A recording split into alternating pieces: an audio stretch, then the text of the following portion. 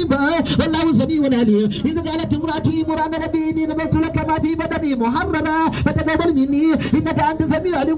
فلما وضعتها قالت ربيني وضعتها أنثى والله أعلم بما وضع وليس ذكرك الأنثى وإني سميتها مريم وإني أعيذها بك وذريتها من الشيطان الرجيم. فتقبلت ربها بقبول حسن وأنبتها نباتا حسنا وقبلها زكريا فلما دخل عليها زكريا المحراب وجد عندها رزقا قال يا مريم أنى لك هذا قال هو من عند الله إن الله يرزق من يشاء بغير حساب.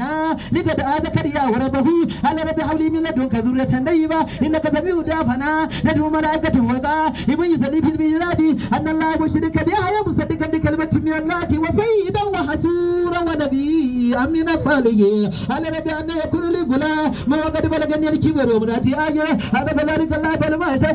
قال رب اجعل لي آية قال آيتك ألا تكلم الناس 3 أيام إلا رمزا واذكر ربك كثيرا وسبح بالعشي والبكر. وإذ قالت الملائكة يا مريم إن الله اصطفاك وطهرك وطبعك على نساء العالمين. يا مريم قنتي لربك واسجدي واركعي مع الراكعين. هلك من أنبالك بدوكه إليه وما كنت لديهم إذ يلقون أقلامهم أيكم يكفل مريم وما كنت لديهم إذ يختصمون. إذ قالت الملائكة يا مريم إن الله يبشرك بكلمة من عيسى في الدنيا والآخرة ومن المقربين ويكلم الناس بالمهدي وكهولا ومن الصالحين. قال رب أن يكون لي ولد ولا يمسسني بشر قال كذلك الله يخلق ما يشاء إذا قضى أمرا فإنما يقول له كن فيكون ويعلمه الكتاب والحكمة والتوراة والإنجيل ورسول من بني إسرائيل أني قد جئتكم بآية من ربكم إني أخلق لكم من دين كآية ضربكم به فيكون ظاهرا بإذن الله وأبرئ لكم حول بأسر حيرة بإذن الله وأنبئكم بما تأكلون ما تدكرون في بيوتكم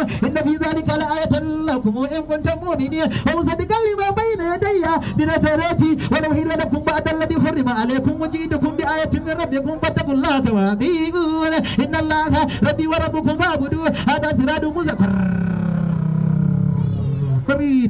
فلما عصيت منهم الكفر قال من أنصاري إلى الله أنا حواريون نحن أنصار الله آمنا بالله وتبعنا مسلمون ربنا آمنا بما أنزلت واتبعنا الرسول فكتبنا مع شاهدين ومكروا ومكر الله والله خير الماكرين. إذا قال الله يا عيسى إني متوفيك ورافعك إلي ومبشرك من الذين كفروا وجعل الذين كفروا فوق الذين كفروا إلى يوم القيامة ثم لا يخرجكم معكم بعدكم بما